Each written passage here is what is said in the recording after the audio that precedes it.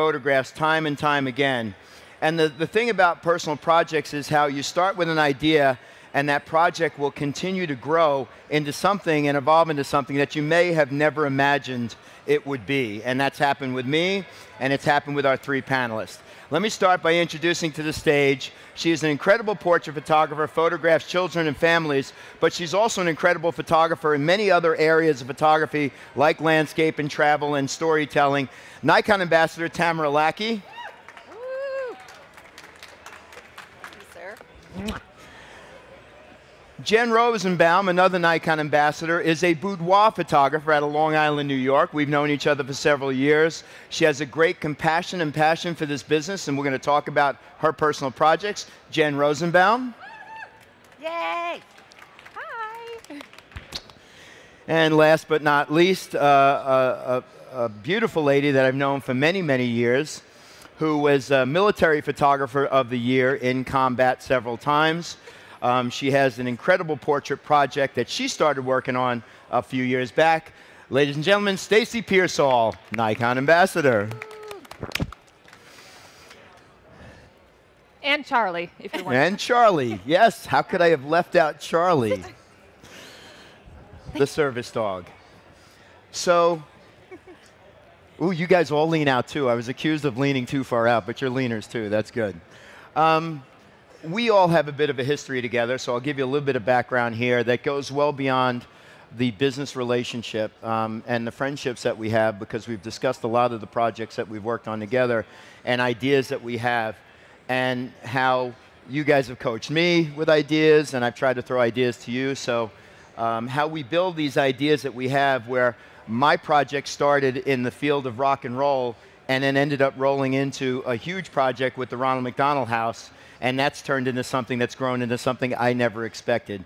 But before we dig into the power of personal projects, or that thought or notion of projects, let's start with you, Tamara.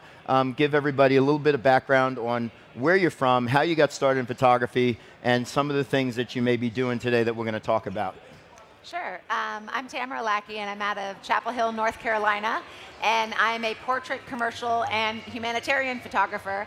And I like to focus a lot of my energy on expression as well as interaction and relationships. And I started doing some work about 10 years ago. No, gosh, 15 years ago. We traveled to an orphanage and spent some time there and met my now son. And while we were there, had a really strong connection with a lot of the children in the orphanage. And from there, the energy and focus in working with children who are waiting for families just grew. A few years later, we went back to Ecuador and adopted our youngest daughter. We spent 2.5 months there and also spent time in the orphanage. And about 5 years ago, started beautifultogether.org, which is our 501c3 supporting children waiting for families. Jen? So, hey guys, I'm Jen Rozenbaum from Long Island, and I started shooting boudoir also about 10 years ago. I discovered photography completely by accident. I was actually going through a period where I had a daughter, and we were trying to add another child to our family, and we were having a lot of difficulty with it. And it was a period of time for me that I really questioned my femininity and my role as a mother and a woman. And to be honest, I picked up a camera and taught myself how to take pictures as a distraction from everything that was going on. I felt that I needed to get out of my head a little bit. So I picked up a camera, and soon after, I discovered boudoir photography, which is really what I consider intimate portraits of women. And by making these intimate portraits of women, I really learned about them, and I learned that everybody has a story, everybody has a struggle, not everything is what you see. And I've really, over the last 10 years, worked with women with a lot of issues that I'm dealing with personally: infertility, growing older, body image issues, and I help them learn to celebrate their femininity without any shame in a world where women feel a ton of shame. So that's how I got into it. Mm-hmm. And Stacy, we go back a long time. Many of the things we've done together at workshops. Talk to us a little bit about your background. Well, I started as a military photographer, and I did that for 10 years until injuries I sustained in combat ended my career. And it was really during that tumultuous time, 10 years ago, which seems to be I know. I thought it was really odd, that I found a new mission, so to speak, a new identity, and that never stopped. I was always a person who liked to focus on the human experience and tell stories about people. I was a photojournalist, and when I was told I couldn't do camera or picture work anymore because my injuries were of such a nature I couldn't hold a camera for prolonged periods of time, and I focused on all the things I couldn't do. When I got the camera back in my hands, all of that went away, and this project really brought me back from the brink. So we'll talk more about that, right? And do we want to give us another, intro to Charlie? And Charlie is an integral part of that. Because of my injuries, I do have neurological issues and balance issues and seizures, and so Charlie gives me freedom and mobility, and he goes everywhere with me. So if I ever am out there in your town doing portraits, you'll see Charlie right there, my best personal assistant. So let's stick with you. Talk a little bit about a veteran portrait project and where it all started. What kind of fueled that passion to say, okay, well, I see these veterans and I have to make pictures of them, and what was the purpose behind it? Okay, well, from the time when I was young, I was 17 when I enlisted, so that's all I ever identified with, and I spent 10 years in the service as a combat photographer, and I thought I was going to spend the rest of my military career, and then when it got cut short, I had this sudden identity crisis. Plus, I had physical limitations, and I was still going through physical rehabilitation and, more importantly, emotional rehabilitation in many levels. As a woman, I was only 10%, made up 10% of the military, and so when I went into the VA healthcare system, I was a minority. Looking at a young female like myself, I stood out. And to the point where Red Cross volunteer swatted my hand away when I went to get a cookie for the veterans. Oh. Yeah, and so I struggled a lot with who I was. And I held a lot of grudges, and I was in a really dark place, and I projected my emotions on everyone, and I thought they were prejudiced against me. But it turns out there was an elderly gentleman who came and sat next to me in the VA hospital, and I could see him staring at me, and I was like, what is going on? I asked him what he wanted, and he told me all about his World War II experience. The guy was a national treasure. So it turns out he wasn't prejudiced against me, I was prejudiced against him, and that's when I was like, okay, I need to put all things aside, personal opinions aside, get my camera in my hands and take pictures of him, tell his story so that everyone knows how awesome this person is. And that's where it started. And that was 10 years ago. Now I've photographed veterans in 29 states so far. 7,500 was my last count in the spring of 2018. So it's come a long ways. And a long way, when you mentioned 10, 15 years, time does fly within these projects.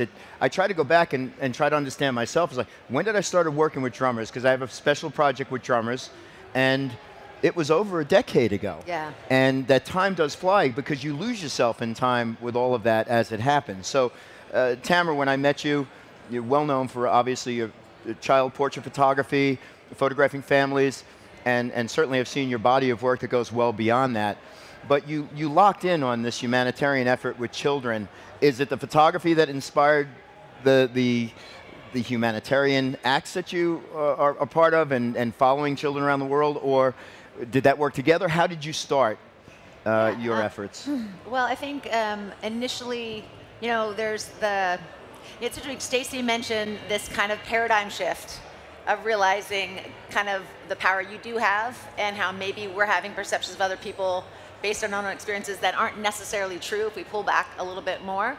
And I think it's really easy to look at photographs of children in vulnerable conditions and consider them, at a loss in terms of against life, against their future, in the lower level of poverty, and especially when they don't have families, when they're living in institutions, and to kind of just stay stuck in that story versus say, all right, how do I take what I already bring to the table, which is a desire, inherent, strong desire to connect to others, to not feel so alone in the world myself, and realized that's exactly what these children need, is to also not feel alone, and in a significantly more, I think, sincere way, actually, in terms of being able to be physically protected, and saying, so how do I take this talent I have, connect with them, and utilize it to amplify their stories so other people can see what their lives are like and care about them. And so we ended up just kind of naturally developed it into a project-based organization where we'd said, all right, well, let's start with one thing that we can do that can make a difference. Because you look at any sort of situation, 150 million orphans living around the world, what can anybody do about that? And it feels so hopeless that you just want to just sit back down and say, I can't do anything. So one really small thing is we renovated 2 bathrooms in an orphanage in Addis Ababa, Ethiopia, and started by simply talking to the children, taking photographs of the conditions they were living in, realizing they deserved dignity of better access to anything that we would have, and realizing as we went along that the projects were funded by taking the photographs and making the connections, but we kept learning how much we didn't know as we moved through. Mm-hmm. You know, a very simple example is we thought we'd put in Western toilets because that's how you make a great bathroom. Sure. And it turned out these children are not supervised, and a 2-year-old will get stuck in a Western toilet for a very long time. Mm-hmm. So you make a Turkish toilet and you talk to the people that are on the ground and know these children and say, this is exactly what we need. And we realized we started changing our projects, like connecting the children, thinking about what they really needed, feeling all this overwhelming emotion at how helpless it felt, and then said, okay, well, let's do something with these pictures. Let's finish a bathroom, let's start on the next project. And that word emotion and that connection to people is what's so critical about all this as it grows into something else. Again, photographing rock and drummers, it has a beauty and a dynamic and it's exciting, but it wasn't until that took me to another place with the Ronald McDonald House that it really started to connect me. There was a purpose behind all this, and most times with a personal project, you don't know what that purpose is, right. And it starts to grow into something. You realize, oh my God, here's what it was meant to be. Now I understand why I've spent as many hours doing this as I have. I mean, because I've photographed birds for several years and gone to the same lake, and it's that habit of going back to things, you know, time and time again that makes it become a project sometimes. Jen, I want to dig a little bit deeper because you definitely connect with your subjects in a different way than most of us, I would think, because of your background and history. How did you grow that, and how did Generations is a big part of your world in connecting with not only the subjects, but empowering women? Yeah, I think for me, it's really about authenticity, and it's not just about the image, but the story behind the image and the meaning behind the image and being able to share. And you know, I had that opportunity about 1.5 years ago when I was diagnosed with breast cancer to really put that out to the world, to say, you know, I'm struggling too, and I'm not well, and how I journeyed through that and hopefully inspired other women to do the same. But I'm very, very open about that part of my life and authentic and honest, and I think that the authenticity and the message combined with the image really makes a huge impact. Mm-hmm. Stacy, you just mentioned how many cities you've been in photographing. How important is the connection to your subject? You're not just walking them into a set and photographing them. I would assume you have to have some kind of connection with them. Right. Talk a little bit about that and how important it is. Well, I think the key is in the title of this panel, personal. Mm-hmm. And we take on personal projects because they mean something to us. We're personally connected to it in many ways. And for me, sharing an experience, like my military experience with other individuals, is paramount. And I believe that that is the key to the success that I've had. Mm-hmm. And to be able to immediately break down barriers with my subjects. I'm sure Jen can agree and Tamara can agree that you can connect with them almost instantaneously because, and the same with you, with Ronald McDonald House, is you know, you can connect with them. You've had experience, you've done it for a number of years now. And for anybody out there who is looking at taking on personal projects, find something that connects you to that personal project personally. As a veteran, I can relate to the veterans in my seat. I talk the same language, have a lot in common, and that immediately disarms us. Mm-hmm. And we can instantaneously connect and just be completely transparent with one another and say as we like. Mm-hmm. And digging deeper into their worlds and their stories, you know, it was a very hard transition for me to jump into photographing children that are sick, 5-year-olds, 4-year-olds, cancer, stage 4, Chiari, brain malformations, and the struggles that these families are having. And it wasn't just about the kids. And I realized when I tried to be standoffish and not know what the outcome was, not know what the prognosis is, I tried to personally not get emotionally connected. The pictures were not that great. And yet when I started to learn the stories and dig in to understanding what they were going through, now it's become almost this amazing connection that it's an addiction. I need to know what's going on. And we're going through this right now with one of the families. So, Tamara, talk to me about how you are connecting with your subjects and the emotion behind it, and some of the things that are not so easy to deal with. Yeah, well, certainly, I mentioned that we had 2 of our 3 children have been adopted from orphanages, and we have been 4.5 years in the process of trying to bring home 3 more boys. And in the process, the country closed to us because of government issues that have nothing to do with the children, and that's part of the heartache. Is so we go back and forth. We're going back for a 9th time in March, and leaving that orphanage after spending all that time with the kids and them living with us for a week and doing not just the project work, but the connection stuff, the actual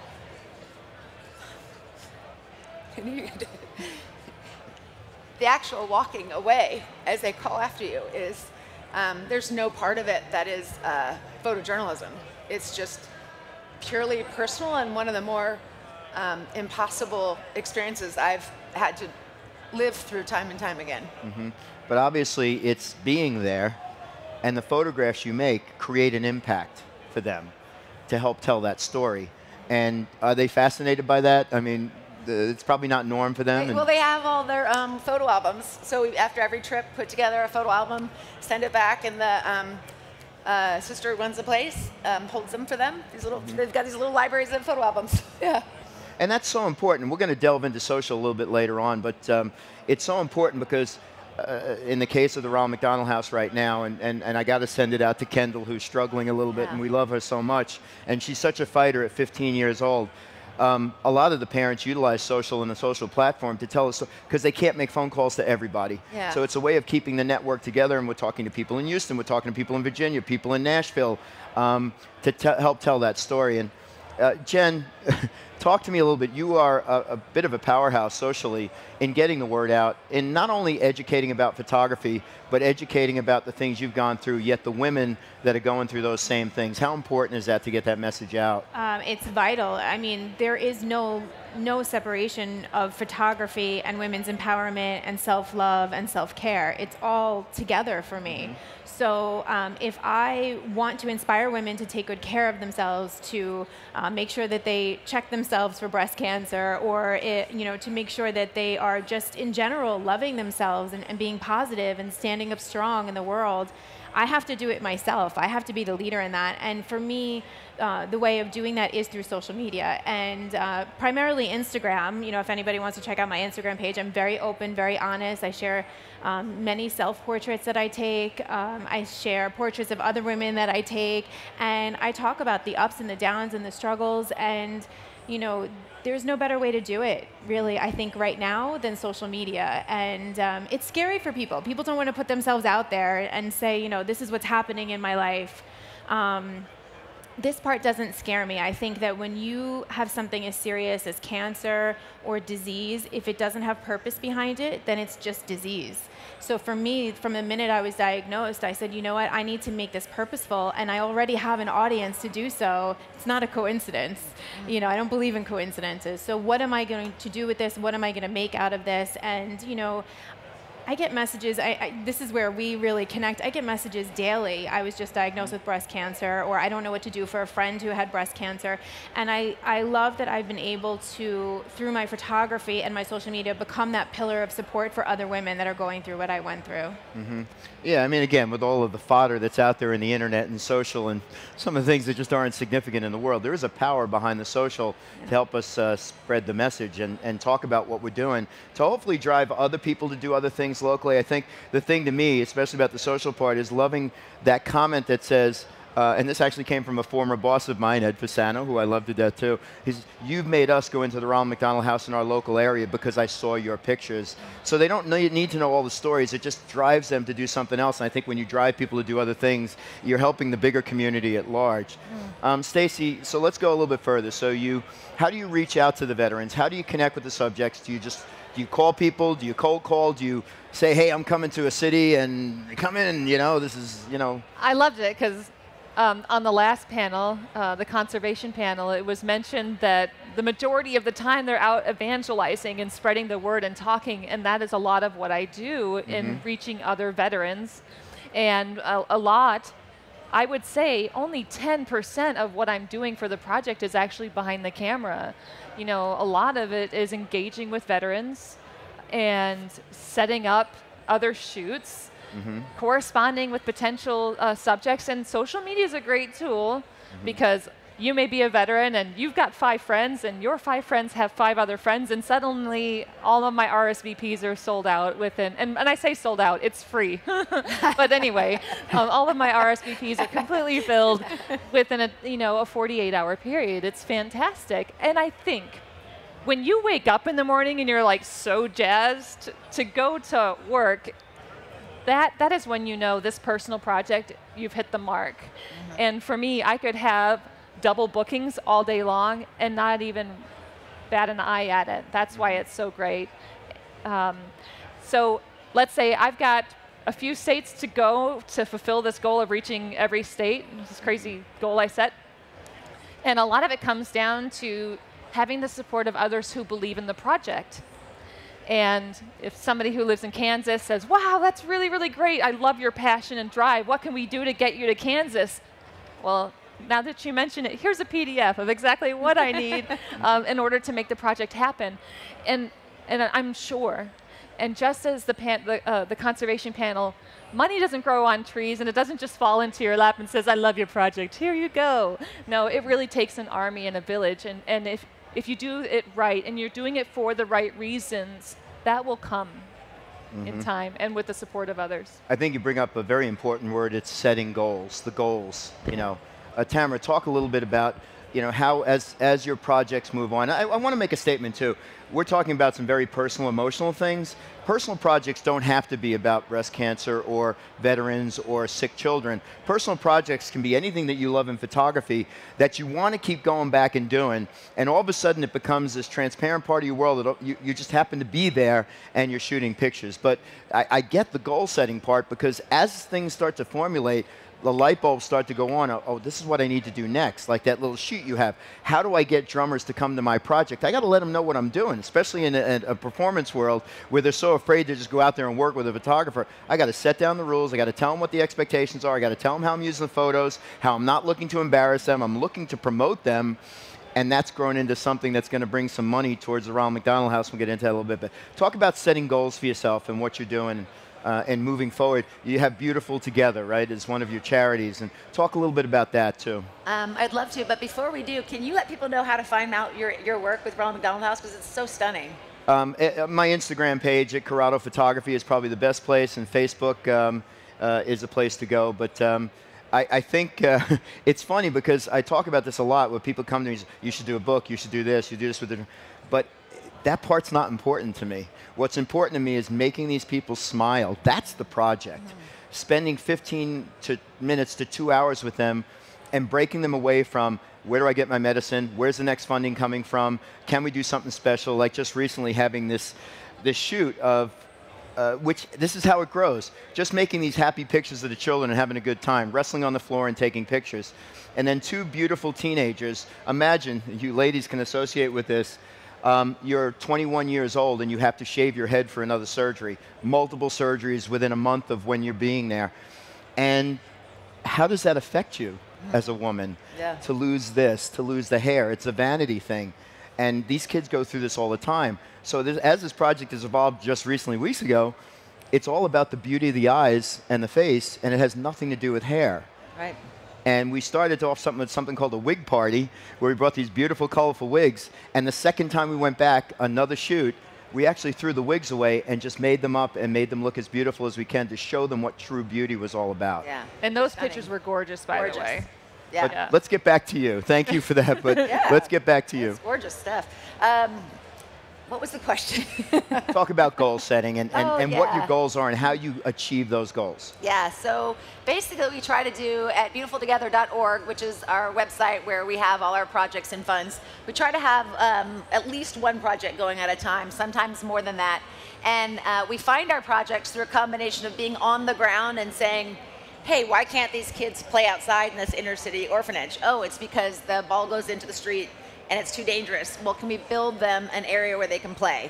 What would that entail? Let's come up with a budget, who we can hire here in Ethiopia, and what kind of timeline we have in place. Let's take some photographs, let's tell their stories, and let's share it. So that might be a project. Another project might be partnering up with another organization doing amazing work with children who are living on the streets, and trying to find homes for them, or group organizations, foster care, and saying, well, what do you most need? You know, one of the organizations we just did a project with, we just finished, was in Rwanda. They're called the Kefa Project.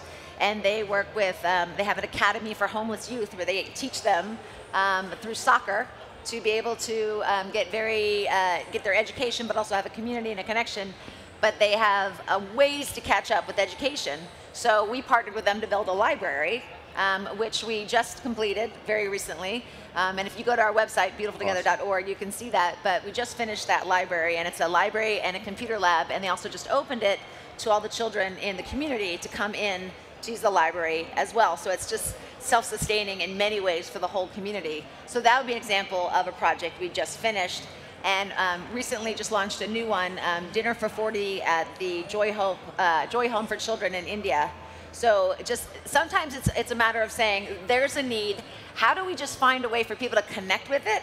And in this vein, it was like, okay, these children are in a rural part of India. They are in great need of food. Let's say if we were to pay for 40 dinners for 40 kids, 40 dinners for 40 kids for 4 months, what would that project cost be? Around $5,000.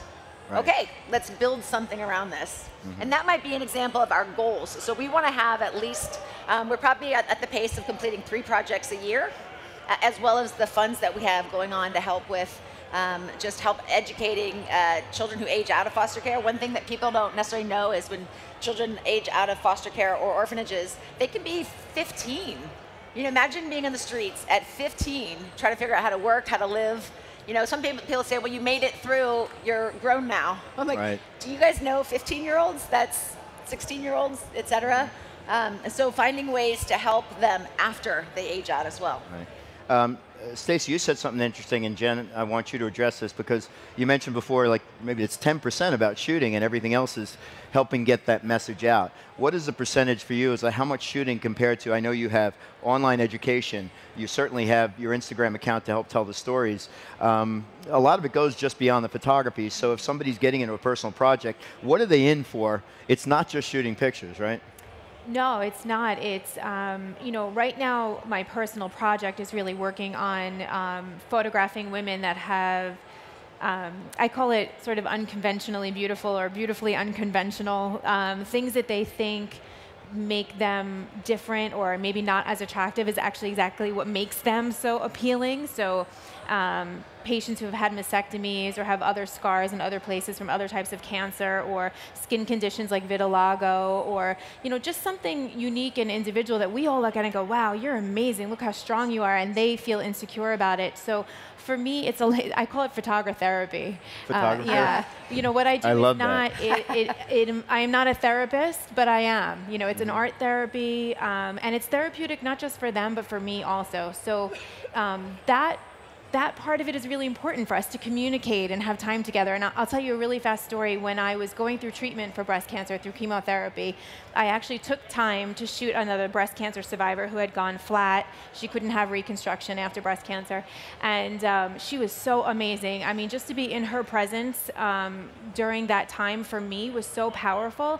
To see her smile reminded me that I could smile again one day, and to see her so strong. And she left, and I remember turning to my friend Diana, who's my makeup artist, and I said to her, you know, I want to be just like Marianne. I mean, isn't she amazing? And Diana kind of was like, but you are like Marianne. And it was like in that moment that I realized how important these projects are, not just for the women that I work with, but for me also. I need it also. Yes. And it's a one hand wash is another type of thing. So there's a lot of communication. There's a lot of planning. There's a lot of therapy. There's often tears, happy and sad. Yes, I know that feeling. Yeah. Yep, it goes well beyond just the making of the pictures. Stacy, talk a little about the galleries that you have to put together, and I know that's one of the ways you get the message out about the Veterans Portrait Project. You're working on a ton of galleries. I see your pictures everywhere. Well, one of the big goals is getting the pictures out there and sharing those stories, and for me, having exhibitions is essential. A large part of that is identifying venues that make sense. They don't always have to be a traditional venue, though. For instance, I have a show in the Pentagon for the 50th anniversary of the Vietnam conflict. I have a show that showcases all women veterans. It was part of an initiative to help bring awareness that women serve too, and that is at the Women in Military Service Memorial. All of these seem like it makes sense, right? But then there's a complete departure from that, where we had pop-up exhibitions across the country at unique facilities unrelated to military. And what we would do is we would identify the veterans that I photographed in those cities and have pop-up shows and invite the community to come in and talk and have a dialogue with the veterans so that others could know the veterans in their community and talk about how they could get involved in a call to action. Exhibitions were just a part of that. And a lot of it comes down to curating shows that, okay, some of the pictures that I've made are absolutely fantastic thanks to the veterans who opened up to me, and I owe it to them. But some of the pictures were essential because they may not be exceptional, but they were very informational. And a large part of the Veterans Portrait Project is to help continue to educate people about the veteran community, the needs and the wants, and also about the demographic itself. Now, if you're out there and you're watching this, it's for a reason. Find that personal project, let it be personal to you, shed those tears. Tamara cried, Jen cried, and I guarantee Mike cries, and I know that I have. And the hours that you're going to put in curating shows, making arrangements, doing follow-ups, doing therapy over the phone, post-photography is essential. But as it's said, it's cyclical, and the energy that you put out is going to come back tenfold. Personal projects should be fulfilling. And for me, with every exhibition, it is a tangible trophy on top of this personal project, and saying that you did it right. People are coming and they're invested. I want to delve into, though, the images now. And you talked a lot about how we structure this and how we reach out and goals and things like that, but the images themselves, what is their purpose? And when you photograph a child with cancer, your first instinct is, I don't want to post that picture. Is it gratuitous? Is it for me? Is it for them? You get a little lost in that fear of taking that step of, what am I supposed to do with this? And what I came to realize very quickly is the power of that image meant a donation. And that the Ronald McDonald House, it all started when Nikon sponsored the Ronald McDonald House with a project called Flash, and connecting with portraits 2 times a year and supporting the house, and we'd shoot spring portraits and fall portraits, and it was great and it was fun, but it wasn't really a connection. And it wasn't until one mom came to me and said, we missed a portrait session. My son Dylan was going through treatments, and we missed your session. Would you photograph? And I realized it's not on our time, it's on their time, because their time changes drastically between hospitals and visits and things like that. And I realized very quickly that the pictures would make them smile. That was great. But then Ronald McDonald House, the Ronald McDonald House in Long Island, started posting the pictures, and you would see the likes build up, and then connect that to a donation button and the power of all that. But talk about how your subjects that you photograph, Tamara, connect with the photos, and how does it make them feel? Yeah, well, I mean, I think when you talk about, this photograph that's showing right here, this was taken of this woman in her home in Kora, Ethiopia. And it's a village that we've done some work with in Addis Ababa. She obviously is not a child, but we talked to her about sharing the photograph, because I think you have to, whether they're children or adults, get sign-off make sure that everybody's aware of what you're thinking of. I think it's not hard to get in a situation where you just take a great photograph and share it. And you've got to remember that kind of middle part. And having my own children has really helped me. I don't post anything unless I ask them first. We have sign-offs, and that was when they were younger too. So like these little guys, they could care less. But this is in an orphanage that we do a lot of work with, and we talk to the sister who runs the place, the multiple sisters, and talk about how we're going to use this image to help promote this gallery show that we're doing in New York, where all the funds raised go back to this women's. Nikon helped with this. The show we did in New York.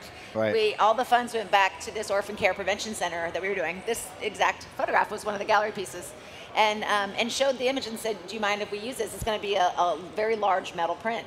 I think in that vein, becoming aware that our subjects are human beings who need to be able to give permission, but also to recognize that connection. Because it's very hard for me to just say, let me tell you about this project, word, word, word, word, word, and you connect with it nearly at the same level as you would if I said, let me tell you about these two little babies who are reaching out to touch each other in a sea of cribs in this orphanage.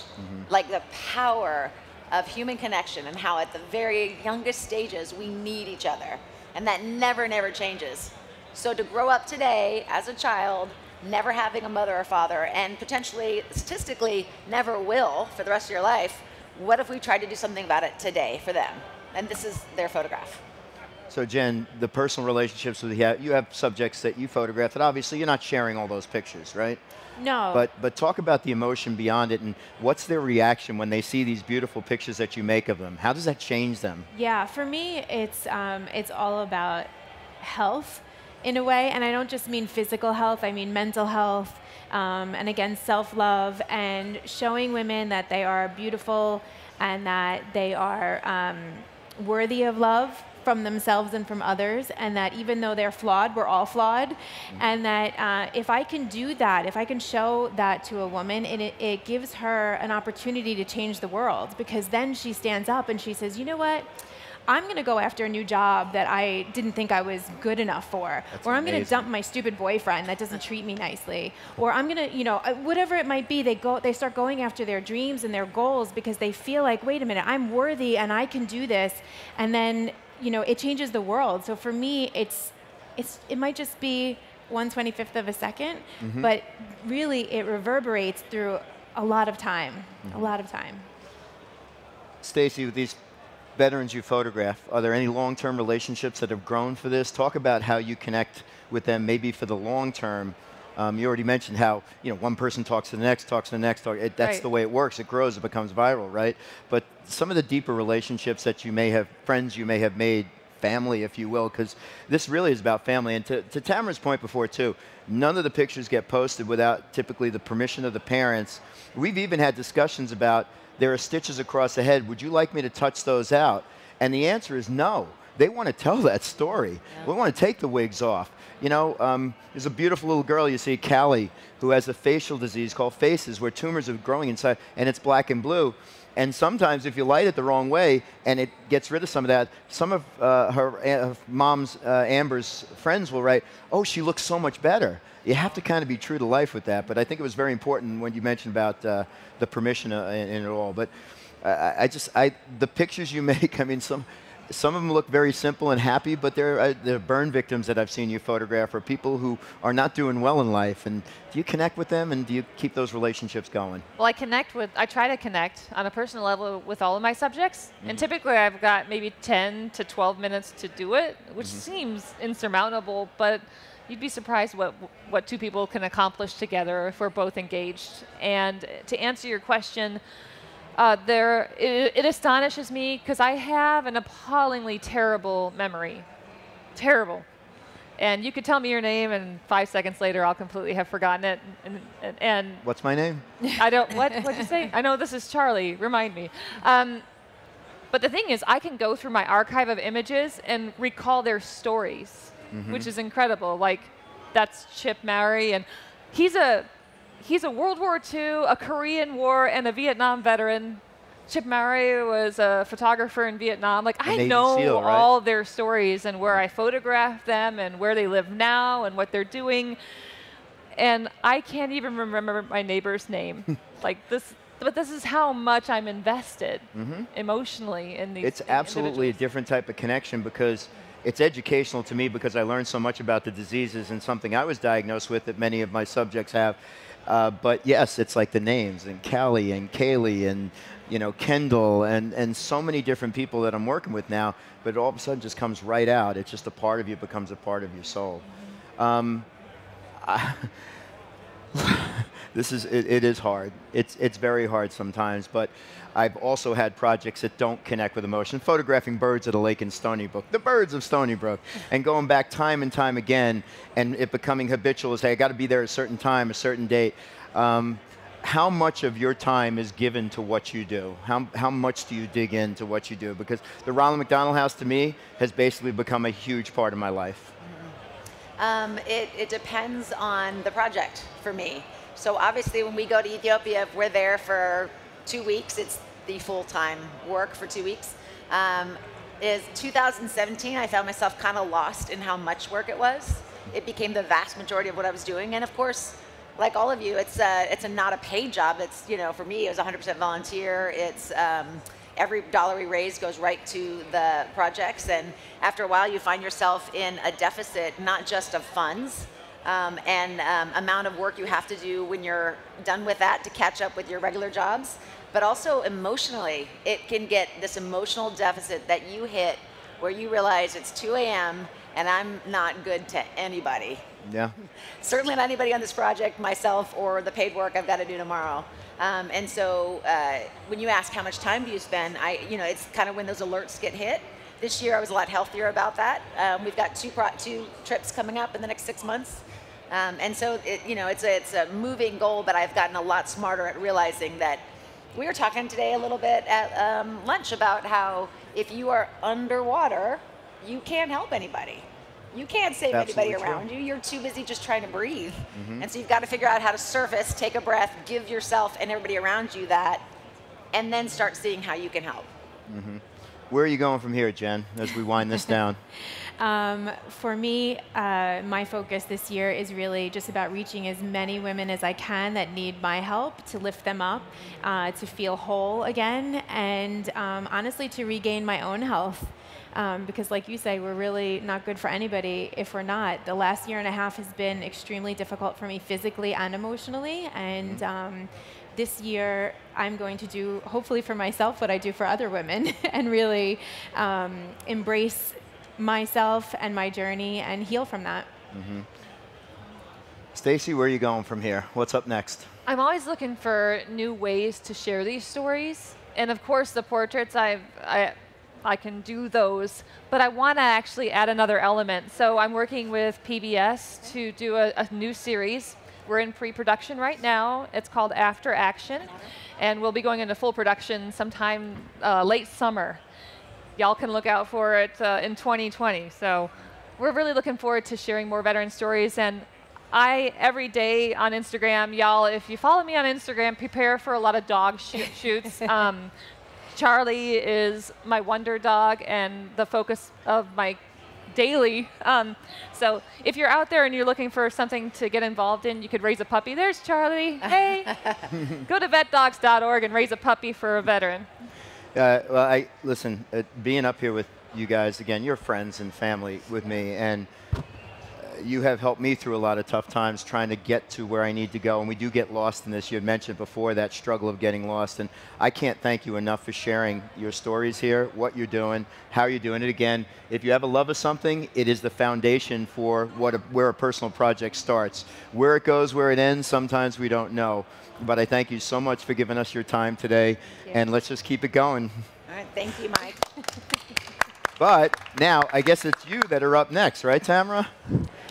Is that the schedule? We're gonna. Yes. So really, totally different. If you're in the booth, come up, grab a seat. Tamara's going to show you. I'm going right in? Yeah, we're going to do that. We're going to cut right in. We're going to move the chairs out. Where's my crew? Let's start moving chairs. Okay.